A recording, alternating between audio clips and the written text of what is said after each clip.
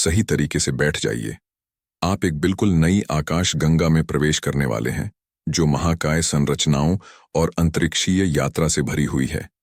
यह एक प्रकार की तीन सभ्यता है, मानवता के सबसे उन्नत सभ्यताओं में से एक, जिसे हमने कभी सपना देखा है।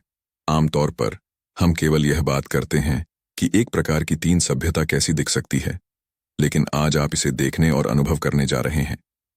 क्या ऐसी दुनिया संभव भी है? इस सभ्यता की सबसे बड़ी उन्नति क्या होगी?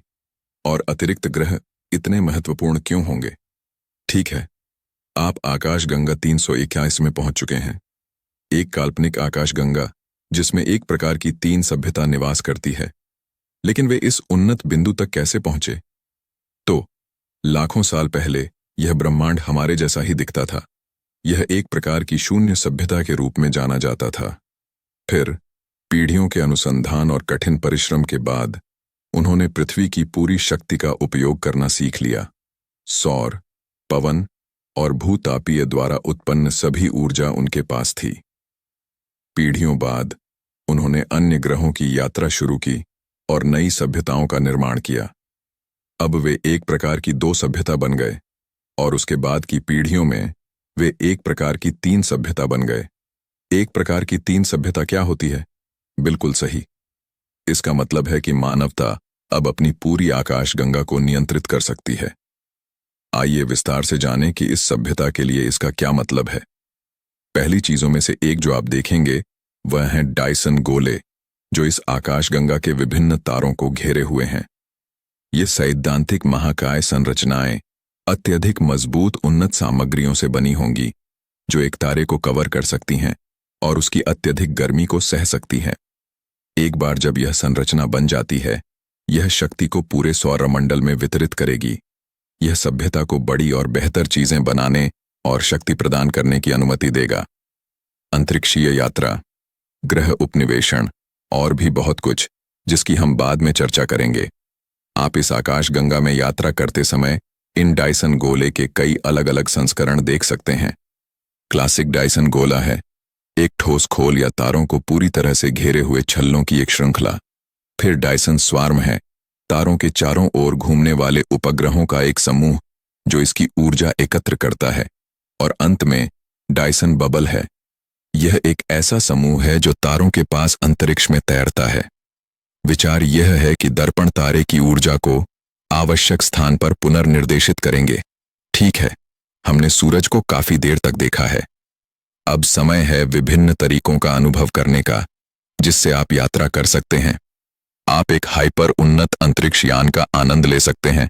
स्पेस एक्स या नासा एक प्रकार की तीन सभ्यता की पेशकश के करीब नहीं आ सकते। आप जानते हैं, जलवायु परिवर्तन केवल पृथ्वी को प्रभावित नहीं कर रहा है, यह आपके खर्चों को भी प्रभावित कर रहा है। हाँ, घरेलू बीमा अग्निकांडों और बाढ़ के कारण पहले से कहीं अधिक महंगा हो रहा है। वास्तव में अपने भविष्य के अंतरिक्ष यान में सवार हों, कुछ बटन दबाए और अचानक आप एक पूरी तरह से अलग सौरमंडल की यात्रा कर रहे हैं। कैसे? खैर, आप एक वर्महोल में उड़ सकते हैं या एक वॉर्प ड्राइव जो आपको प्रकाश की गति से तेज यात्रा करने की अनुमति देता है। बस सुनिश्चित करें कि आप अपने निर्देशांक सही से सेट करें। और यदि आप बिना किसी ईंधन के धीमी गति से यात्रा करना चाहते हैं, तो आप सौरपाल के माध्यम से यात्रा करने का प्रयास कर सकते हैं। यह नया अंतरिक्ष यान बड़े दर्पणों का उपयोग करता है ताकि यह स्वयं को आगे बढ़ा सके। तारे के सौर विकिरण दबाव का उपयोग करके यह आपको बिना किसी ईंधन को ले जाने की आवश्यकता के बिना लंबी दूरी की यात्रा करने में मदद करेगा। और यह केवल मानवों के लिए नई यात्रा के तरीकों के बारे में नहीं होगा। हमारे पास अंतरिक्ष के चारों ओर सामग्री भेजने के लिए लॉन्च लूप जैसी चीजें भी होंगी। ये लंबे पतले केबल होंगे जो सामग्रियों को यात्रा करने में मदद करेंगे सौरमंडल के माध्यम से। इन्हें एक सीधी रेखा में निर्मित किया जाएगा ताकि सामग्रियां अपनी गति को बनाए रख सकें, जैसे वे ट्यूब के माध्यम से यात्रा करती हैं। यह सभ्यताओं को आसानी से सामग्रियों को पूरे सौरमंडल में ले जाने की अनुमति देगा, जिससे अंतरिक्ष उपनिवेशन पहले से कहीं तेज हो जाएगा। बात करते हैं, अंतरिक्ष उपनिवेशन कैसा होगा? ठीक है, चलिए अपने सुपर एडवांस्ड अंतरिक्ष यान में बैठते हैं और वॉर्प कर एक प्रकार की 3 सभ्यता के सबसे अधिक आबादी वाले ग्रह पर जाते हैं। जैसे ही आप पहुंचते हैं, आप एक उन्नत और भविष्यवादी अंतरिक्ष उपनिवेश से अभिभूत हो जाएंगे। लेकिन यह हमेशा ऐसा नहीं था। लाखों साल पहले, जब यह सभ्यता एक प्रकार की शून्य थी, यह ग्रह आज के मार्स या वीनस जैसा दिखता था। पर्यावरण मानव जीवन के लिए अविश्वसनीय रूप से शत्रुतापूर्ण था। इसका कोई वातावरण नहीं था और ऐसा लगता था कि एक दिन यहां अरबों लोग रह सकते हैं। लेकिन लाखों वर्षों बाद यह बदल गया है। इस बड़े बदलाव का एक बड़ा हिस्सा यह है कि एक प्रकार की 3 सभ्यता में ग्रहों को बदलने की शक्ति है। इसने इस सभ्यता को सौरमंडल के ग्रहों के महत्वपूर्ण पहलुओं को संशोधित करने की क्षमता दी है। वातावरण को समायोजित करने से लेकर पूरी सतह को बदलने तक यह कई तरीकों से किया जा सकता है। एक प्रकार की 3 सभ्यता एक ग्रह को नष्ट कर सकती है, इसकी स्थलाकृति को बदलते हुए और किसी भी गैस को छोड़ते हुए जो ग्रह के पास हो सकता है। वे आनुवंशिक रूप से इंजीनियर जीवों को भी छोड़ सकते हैं जो विभिन्न तरीकों से ग्रह पर रह सकते हैं और इसे बदल सकते हैं। आप एक जीव को छोड़ सकते हैं जो वायुमंडल में किसी भी विषाक्त पदार्थों को चूस सकता है या बदल सकता है। उपयोग की गई विधि की परवाह किए बिना सिर्फ कुछ दशकों में एक प्रकार की 3 सभ्यता एक अति उन्नत ग्रह हो सकता है जो ऐसा दिखता है।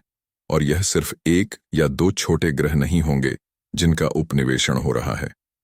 कोई भी ग्रह जिसे वे निवास करना चाहते हैं, बदलें और बसें, वे करेंगे। इस सभ्यता में ऐसा करने की तकनीक और शक्ति होगी। यहां तक कि किसी ग्रह की कक्षा को भी जब चाहें बदल सकते हैं।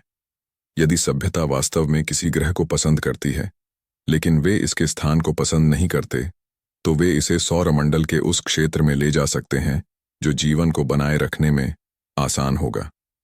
यह बड़े पैमाने पर थ्रस्टर जैसी चीजों और गुरुत्वाकर्षण को बदलने की क्षमता से किया जाएगा। लेकिन ग्रह ही एकमात्र स्थान नहीं होंगे जहां मनुष्य एक प्रकार की 3 सभ्यता में रहेंगे। आइए उन पर नजर डालते हैं। ठीक है, क्या आपको पहले जो डायसन गोला हमने देखा था याद है? वह एक महाकाय संरचना है और आकाशगंगा के चारों ओर ऐसी और भी बहुत सी संरचनाएं होंगी। उनमें से एक ओनील सिलेंडर है। यह आवास एक विशाल घूर्णन सिलेंडर है। यह व्यास में 6.5 किलोमीटर और 26 किलोमीटर लंबा है। यह महाकाय संरचना लाखों लोगों को समायोजित कर सकती है और बिल्कुल पृथ्वी जैसी महसूस कर सकती है। हम तापमान, मौसम, दिन और रात के चक्र को नियंत्रित कर सकते हैं, जो भी हम चाहें। एक और मेगा स्ट्रक्चर जिसे हम मनोरंजन के लिए बना सकते हैं, वह होगा एक ओल्डर सन डिस्क। यह एक विशाल डिस्क के आकार का पृथ्वी का संस्करण होगा, किनारे से किनारे तक। यह डीवीडी हजारों किलोमीटर लंबी होगी, लेकिन यह ओनील सिलेंडर जितनी आरामदायक नहीं होगी। इसका कारण यह है कि केवल रिंग के आंतरिक भाग ही मनुष्यों के लिए रहने योग्य होंगे। छिद्र के पास का भाग बहुत गर्म होगा और किनारे बहुत ठंडे होंगे। लेकिन फिर भी हम एक प्रकार की 3 सभ्यता में रह रहे हैं और हमारे पास व्यावहारिक रूप से असीमित शक्ति होगी। इसलिए मानवता शायद इन समस्याओं को हल करने का तरीका निकाल लेगी। यदि हम अपने ब्रह्मांड में इन मेगा स्ट्रक्चर को बनाना चाहते हैं, तो खैर हमें अपने सौरमंडल के लगभग हर ग्रह को खनन करना होगा। लेकिन इस प्रकार की 3 सभ्यता में यह कोई बड़ी बात नहीं होगी, क्योंकि हम बिना किसी रुकावट के कई सौरमंडलों की यात्रा कर सकते हैं और उन कुछ सौरमंडलों को आसानी से खनन कर सकते हैं जिनकी हमें परवाह नहीं है। अब इन सभी अद्भुत उन्नतियों के अलावा मानवता एक प्रकार की 4 सभ्यता की ओर बढ़ रही होगी। इसका मतलब है कि उनके पास कई ब्रह्मांडों तक पहुंच होगी और वे धीरे धीरे अमृतत्व की ओर बढ़ रहे होंगे। क्या आप देखना चाहते हैं कि अन्य प्रकार की सभ्यताओं में क्या होता है?